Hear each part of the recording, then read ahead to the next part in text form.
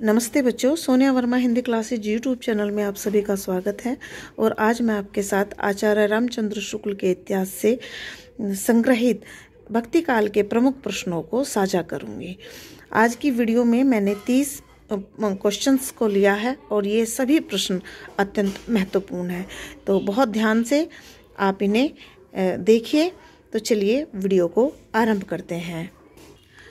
आज की प्रश्नावली 313 नंबर के प्रश्न से मैं आरंभ कर रही हूँ और यह इस प्रश्नावली का प्रथम प्रश्न होगा।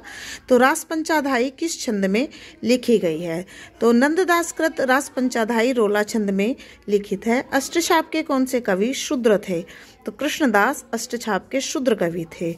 श्रीनाथ मंदिर के प्रधान मुखिया कौन थे? अर्थात श्रीनाथ मंदिर के प्रबंधकर्ता कौन थे? तो कृष्णदास प्रबंधकर्ता थे श्रीनाथ मंदिर जी के।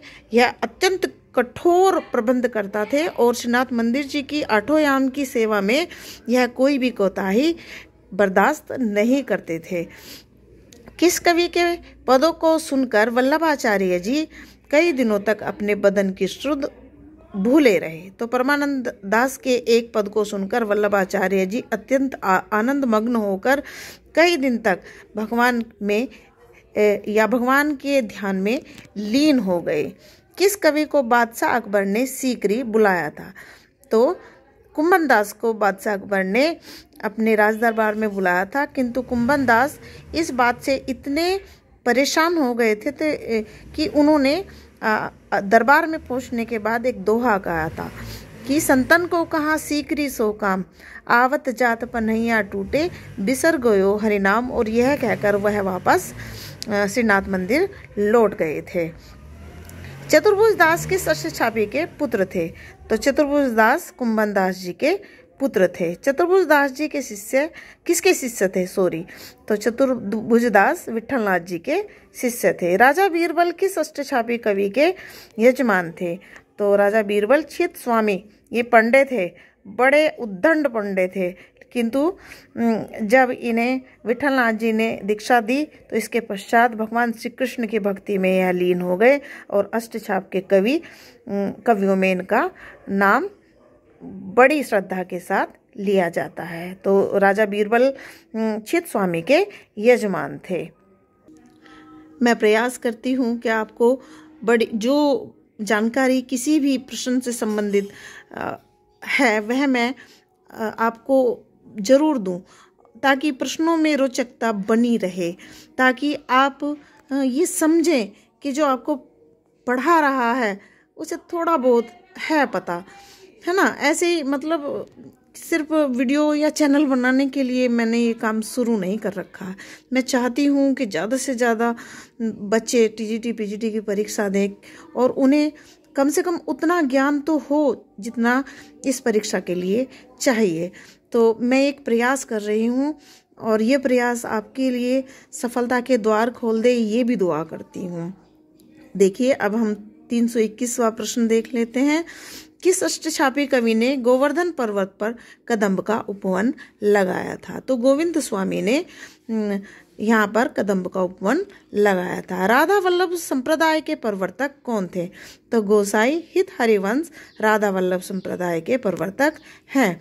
हित संप्रदाय को किस संप्रदाय के अंतर्गत माना जाता है? तो इस संप्रदाय को माधव संप्रदाय के अंतर्गत माना जाता है। रचना की मधुरता के कारण हित हरिवंश जी किसके अवतार माने जाते हैं? तो भगवान श्री कृष्ण की वंशी के अवतार हित हरिवंश जी माने जाते हैं। श्री चैतन्य महाप्रभु को भागवत कौन सुनाया करते थे? तो चैतन्य महाप्रभु के शिष्य गदाधर भट्ट उन्हें भगवत सुनाया करते थे। चैतन्य महाप्रभु के 6 शिष्यों में से एक कौन थे जो हमेशा वृंदावन में रहे? तो जीव गोस्वामी। चैतन्य महाप्रभु के शिष्य जीव गोस्वामी हमेशा वृंदावन में रहे। मीराबाई का जन्म कहाँ हुआ था? तो मीराबाई का जन्म राजस्थान के चौकड़ी गांव में हुआ था। अगला सबसे महत्वपूर्ण प्रश्न देख लीजिए, अत्यंत महत्वपूर्ण है। टटी संप्रदाय से संबंधित बहुत सारे प्रश्न या स्वामी हरिदास से संबंधित बहुत सारे प्रश्न बनते हैं और वो टीजीटी पीजीटी में जरूर से 1 या 2 जरूर पूछ लिए जाते हैं। टटी संप्रदाय के संस्थापक या प्रवर्तक कौन थे? तो स्वामी हरिदास टटी संप्रदाय के संस्थापक थे। और टटी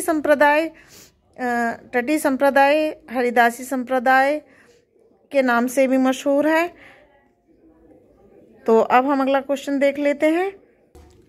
टटी संप्रदाय किस संप्रदाय के अंतर्गत माना जाता है? तो यह संप्रदाय जो है वह निम्बार्क संप्रदाय के अंतर्गत माना जाता है।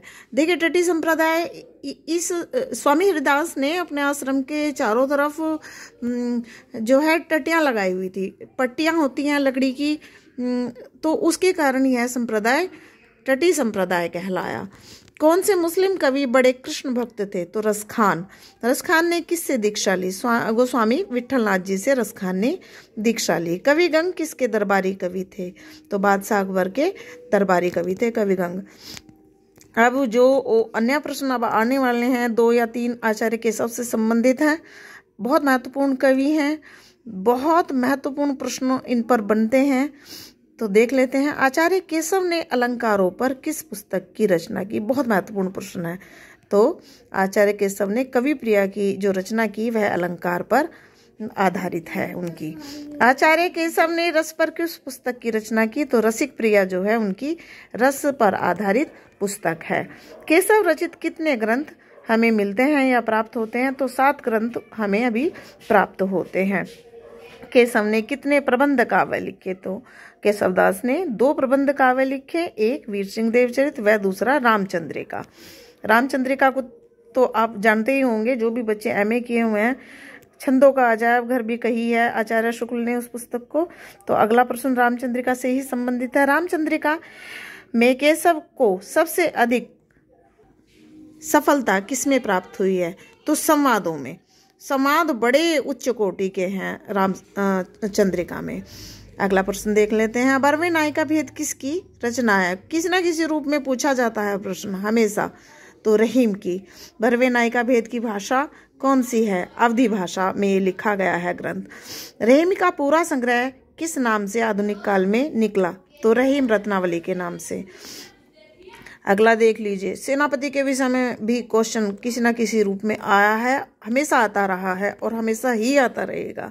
किस कवि के ऋतु वर्णन में प्राकृतिक निरीक्षण पाया जाता है? या ऐसा कौन सा कवि है जो रीतिकाल में भी प्रकृति का चित्रण कर रहा था? तो सेनापति एकमात्र और सर्वप्रथम ऐसे कवि हैं जिन्होंने ऋतु वर्णन का और प्रकृति का चित्रण अपनी रचनाओं में किया है। कौन से कवि अकबर के प्रधान सेना नायक रहे? तो रहीम। अगला क्वेश्चन। कबीर के पदों में निर्गुण भ्रम के लिए किस शब्द का प्रयोग हुआ है? तो कबीर ने निर्गुण भ्रम के लिए कृपालु, भक्त बत्सल और भवहारी शब्द इस्तेमाल किए हैं। आशा करती हूँ आपको यह प्रश्नावली अत्यंत अच्छी लगेगी, क्योंकि बहुत महत्वपूर्ण है और मैंने जितना संभव हो सका है इन 7 या 8 मिनट में उतना आपको रोचकता के साथ इन प्रश्नों को आपके साथ साझा किया है। यदि मेरी ये प्रश्नावली आपको पसंद आए तो चैनल को सब्सक्राइब जरूर कर लीजिए, वीडियो को शेयर कीजिए ताकि ज़्यादा से ज़्यादा लोग इसका लाभ उठा सके। और ऐसी ही नवीन जानकारियों के साथ मैं नवीन वीडियो लेकर आती रहूँगी। और आचार्य शुक्ल के इतिहास से संग्रहित यह अंतिम प्रश्नावली है। कल मैं डॉक्टर नगेंद्र के इतिहास से भक्ति काल से संबंधित प्रश्नों की वीडियो आपके साथ साझा करूंगी। तो चलिए कल फिर मिलते हैं ऐसी ही नवीन और बहुत महत्वपूर्ण जानकारियों की वीडियो में। तब तक के लिए नमस्ते, धन्यवाद।